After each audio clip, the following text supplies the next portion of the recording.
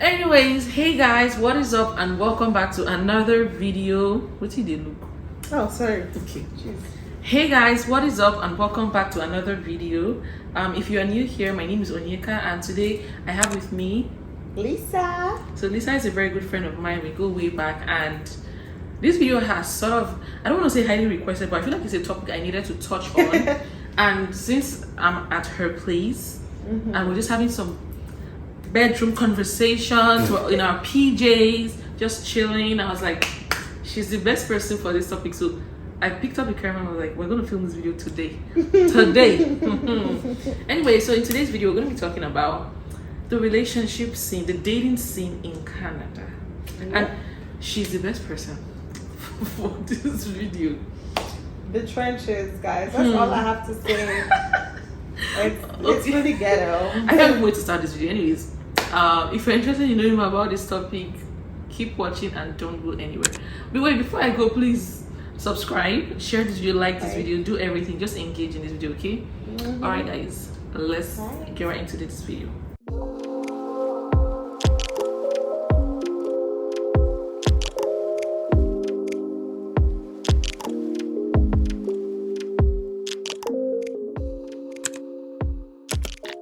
I'm not even going to sugarcoat anything. Lisa, tell us, what has the dating scene been like for you in Canada? You've been here, what, 13 years? Yeah.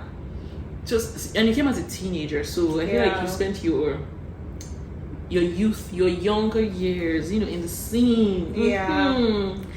Just give us a tea. Let me know what was it like for you then and what is it like now. Just tell me about it. You were not quiet before when we were talking. Because this, when I tell you that the ghetto is the ghetto, it's really the ghetto. It's like the trenches, and it's really a hit or miss. Don't get me wrong.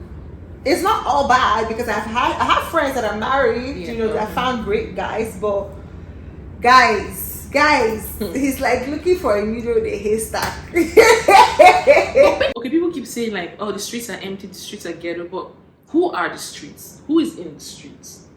This man. You, him, them, us. I'm not in the streets. But they don't marry it's me.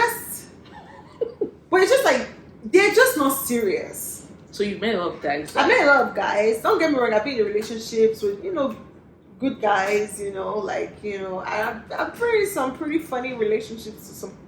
So it's really a hit or miss. But honestly, I feel like these days, guys. I feel like it's not just guys. Listen, girls.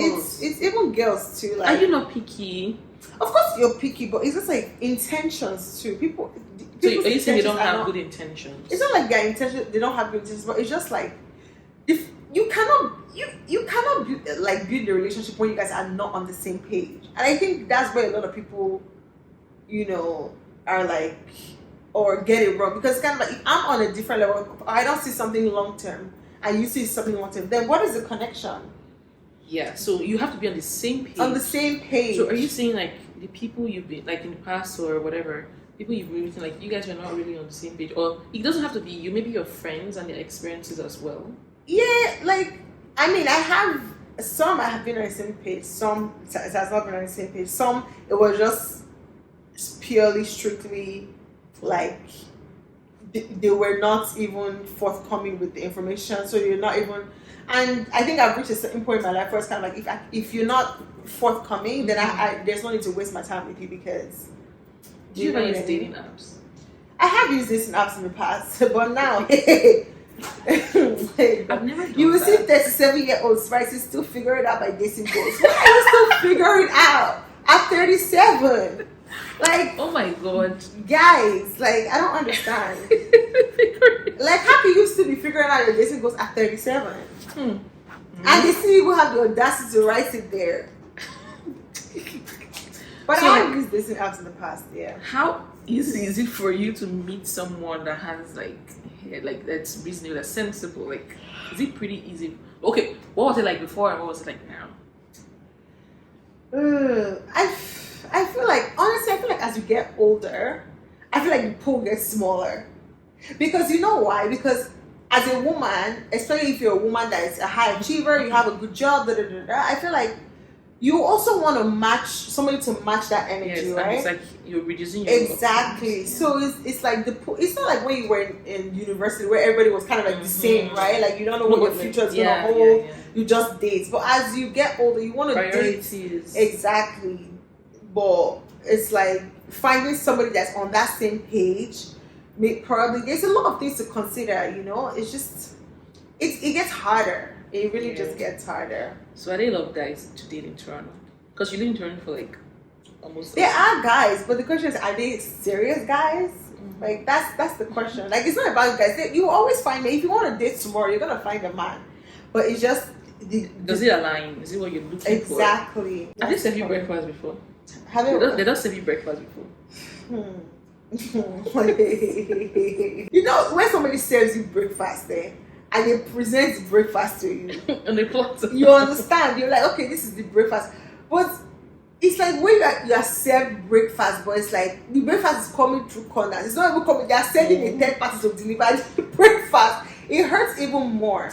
So I've been in situations whereby I guess you can call it breakfast, but where the person wasn't forthcoming, and it's just like I have to figure it out on my own. That okay, we're not on the same. It hurts because it's like, but you're not audacious enough to like say to the person, or you're not like even brave enough to say that. You're being cowardly. Yeah, so you're pretty much being a coward. I think in the past I used to be a coward. Like if I wanted to break up, I used to be a coward about it. I used to ghost, and I know that's such a terrible thing. Ghosting is a terrible thing to do. I used to go because and I'm not proud. Yeah, it messes up with the person. Yeah, because no, it's not like I'll just go cold turkey on you like nothing. Yeah. I'll tell you, but you know the person still like wants to keep talking. Then I'll just cut the rope. Like, I'm not doing it. Like I'll just go straight. I remember like earlier today we were having this conversation about living with a partner before getting married. Yeah. We were going back and forth with it, like going back and forth, and we came back from brunch there and we had that conversation over there. Yeah. Most people agreed with me, but for you, the question basically is: would you advise someone to, or would you have advised people who are dating to live together before they get married? That's the question basically. But I was of the opinion that yes, I would advise it. I'm not saying cohabit for 10 years or no. So at first I was like, yeah, you guys need to live together before you get married because you need to see some kind of behaviors. And then you were of the opinion of like, no, I can't leave my personal space and stuff like that. But we came to like an agreement of, okay, you don't have to move out of your space, but you can spend extended periods of time with them. And then we also talked about like the fact that, for example, in Nigeria where we grew up, most people or some people just leave from like parents' house to their spouse's house. They don't really have the opportunity to live alone. So it's not feasible for everyone. But I feel like if you can, this is what I was always saying, like when we're talking, like go and live with this person. And you're like, oh, spend the weekend with this person. See, listen, weekend, it's not enough. No, not just weekend. And you could spend like, a month. No, before we agreed on that extended one, you're like, but I was like, people pretend. And you're like, how can they pretend? Like, even if I'm spending the weekend, listen, do they pretend? I guess, if you're spending such a short, but if you guys are together for maybe like, I don't know, 2 years, you cannot pretend every weekend for 2 years. For 2 years? They can. See, like I was telling you, like assuming like I had like a terrible trait or a bad behavior or something, or let's say I was not a very clean person, like my hygiene was somehow. If I knew my man was coming over, I would clean up.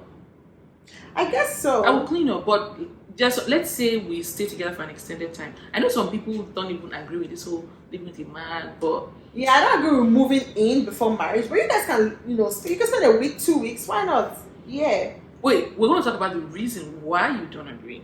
So if my man was coming home like every 2 weeks or coming to see me every weekend or whatever, I want to clean up and arrange, wear nice pants, do everything, make it look cool. Pretend basically, but this place there's no going. The time will come, you will forget. I said you will forget. Anyway, so the call came in, back to whatever we're talking about. Just let us know your opinion in the comment section. We can talk about it. It doesn't guarantee anything, but I feel like when you spend time with this person, you'll be able to pick up behaviors that you'll be like, okay, I can manage this one, I can do this. So when I enter the marriage, I know what I'm facing. Not that people don't come up with new behaviors or whatever. So back to what we were saying, why you can't stay with someone. You're coming from, because it's my space. I feel like that's not a that's not a good enough reason. It's just, I just feel like, first of all, like, how many people are you gonna do that with? Okay, you can't move in with every single person. Agreed. You can't move in with every single person, but I feel like when and what's the timeline? Is there a time that, okay, after 1 year of this, let's move together? No. Or what's the perfect timing to I'm not even, okay, aside from moving together, I'm not even saying moving together. Like, I support it, but I'm not supporting moving with every Tom, Dick, and Harry. Exactly. I'm not supporting moving with every boyfriend you just get. You know, you go jump house. Yeah. Someone that you guys already have a plan. This is what we're going to do. This person is serious. I'm serious. We know where we're headed. And maybe you can sense an engagement. Maybe I can consider it if we're engaged, but not before that, because I don't get me wrong. I also feel like, maybe it's just in my head, but I feel like sometimes when you live with men before marriage, they too, they are looking.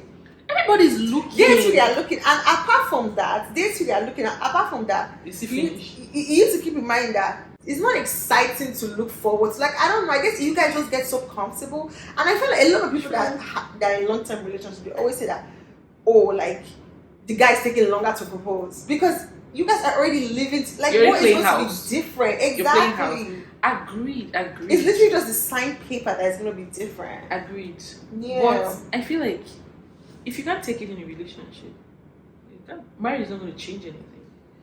Except you see a trait like that, okay, you're like, okay, I don't like this thing about us, then obviously you should break up. But if you guys are dating for maybe 2 years, maybe you guys are not necessarily living together, I don't think you will see the signs though. Yeah, you will see. Agreed. For but 2 years. So for me, I think I'm coming from the angle of, you can be in love with someone, but you can't live with this person. You're not compatible. Like, you hate the way the person snores, you hate their toilet habits, you hate their kitchen habits, you hate a lot of things. Like, so that's what I'm talking about. Yeah, like I think I was what you're talking about. You need to be able to live with the person. Yeah. Because so then you wake up. It's true, but you need to be able to share a space. Like you've lived alone for more, like for like half of your life now. Yeah, literally for like a long time. I feel like you are going to struggle. Yeah, perhaps because you are the CISO. Yeah, sharing your space, because you have to share.